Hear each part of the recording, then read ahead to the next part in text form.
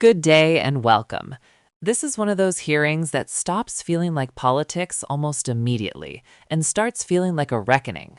Before we get into the policy debates, the sound bites, and the partisan crossfire, take a second to subscribe to the channel so you do not miss this kind of in-depth coverage.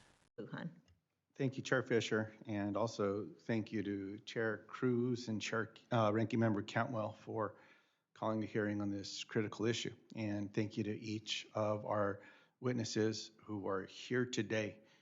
Now, the issues that we're talking about today before this committee are critically important, but I cannot go further without acknowledging what's on the minds of people across the country. One of Alex Priti's colleagues said that, quote, the default look on his face was a smile. Another said Alex wanted to be helpful, to help humanity, have a career that was a force of good in the world. As we all know, Alex is dead. He was killed. Renee Gould's mother said that Renee was one of the kindest people I've ever known. She was extremely compassionate. She's taken care of people all her life. She was loving, forgiving, and affectionate. She was an amazing human being. Renee's also dead. She was killed. They're dead because of policy decisions made by President Trump, Secretary Noem, and White House Deputy Chief Stephen Miller. This administration decided to ignore the pleas of Minnesota's elected leadership and law enforcement by occupying and terrorizing Minnesota. And when federal agents killed these law-abiding Americans, the administration's response was to call Alex Piti, the VA nurse who held veterans' hands as they died. The Trump administration called him, quote, a domestic terrorist and, quote, would-be assassin. What did they say about Renee Good, a poet, a mother of three?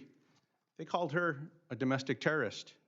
There were many lies by people who have no shame, who seem to take pleasure in terrorizing communities, wrecking families, and dividing the American people. Now, last night, Senator Thom Tillis said what all of us know, that what Secretary Noem has, quote, done in Minnesota should be disqualifying.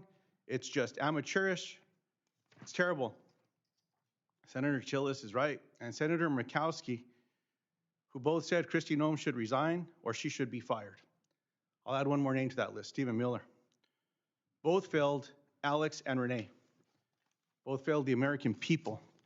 Now, I asked my Republican colleagues to join Senators Tillis and Murkowski by speaking up and defending the rule of law and defending our shared humanity. What's happening now is not okay. It's not normal. People can't pretend that. We have a chance to work together to do something here. I don't understand why this is hard. Now's the moment for accountability. We owe that to the families who are grieving their loved ones and Americans who feel like they don't recognize the country we're living in. Now, with that, Chair Fisher and Chair Cruz and Ranking Member Cantwell, I'll stop in this space and I ask unanimous consent to submit my prepared opening statement on the topic of today's hearing into the record. Today's hearing, involving Homeland Security Secretary Kristi Noem, opened with something rare in Washington: raw grief. Lawmakers paused the usual procedural language to acknowledge what has been weighing heavily on people across the country: the deaths of Alex Piti and Renee Gould. These were not abstract names or statistics dropped into the record. They were described as people. Alex, remembered by colleagues as someone whose default expression was a smile, someone who wanted a career that helped humanity, a VA nurse who sat with veterans and held their hands as they died. Renee, remembered by her mother as deeply compassionate, a lifelong caregiver, a poet, a mother of three, loving, forgiving, and affectionate. Two lives described not by resumes or talking points, but by who they were to the people who loved them. And then came the accusation that shifted the tone of the entire hearing. Lawmakers directly blamed policy decisions made by President Trump, Secretary Noem, and White House Deputy Chief of Staff Stephen Miller for what happened next.